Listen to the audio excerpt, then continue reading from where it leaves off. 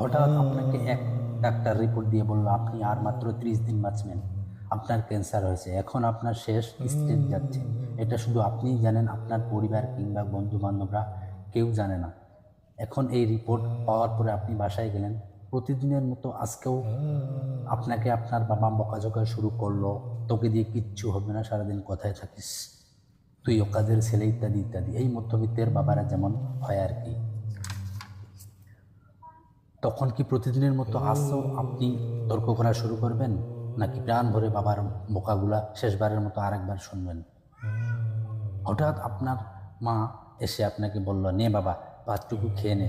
আপনার মনে হবে এই বুঝি আপনার মায়ের শেষ হাতের খাবার, আপনি আর বাঁচবেন না। আপনি পরম তৃপ্তি নিয়ে খাবেন এবং আপনার কাছে মনে হবে এটা আপনার শ্রেষ্ঠ খাবার, যদিও ডাল ভাত হোক না কেন। আপনি বের হলেন পুরনো এক বন্ধুর সাথে দেখা, আপনি যাকে মোটেও সহ্য করতে পারেন না, সবসময় তার সাথে কথা কাটাকাটি হয়, আজকেও সে আপনাকে কিছু কথা শুনিয়েও দিল। আচ্ছা, এখন কি আপনি তার সাথে তর্ক শুরু করবেন? মোটেও না।